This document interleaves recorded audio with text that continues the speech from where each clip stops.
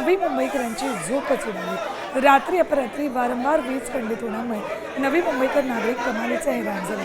तक्रार करूनही दखल घेतली जात नसताना संतप्त नागरिकांच्या संयमाचा उद्रेक झाला आणि रात्री उशिरा तीव्र आंदोलन छेडलं। हजारो नागरिकांनी महावितरणच्या कार्यालयावर धडक दिली। कारभाराविरोधात घोषणाबाजी करत अधिकाऱ्यांना जाब विचारला। पोलिसांनी घटनास्थळी येत परिस्थिती नियंत्रणात आणण्याचा प्रयत्न केला। यावेळी संतप्त नागरिकांनी त्यांचा मोर्चा थेट पोलीस ठाण्यातच वळवला। पोलीस ठाण्यासमोरच्या चौकात ठिय्या आंदोलन करत नागरिकांनी रास्ता रोको केला। नेहमी लाईट गेल्यानंतर त्रास होतोच ना। लहान मुलं घरात आहेत, घरून मुलांचं काम चालतं ते पण बंद होतं। गरमी आहे त्यामुळे नेहमी लाईट जाईल तर आम्हाला खूप त्रास होतो। आम्ही गृहिणीच आहे, घरात असेल तरी आम्हाला त्रास होतो ना। आता उन्हामध्ये आम्ही बाहेर कुठे फिरणार? त्याच्यासाठी नेहमी लाईट असं नाही करायला पाहिजे। जेव्हा आम्ही ऑफिसला येतो तेव्हा लाईटचा प्रॉब्लेम सॉल्व्ह होत नाही। त्यासाठी आम्ही आज इथे आलेलो आहे।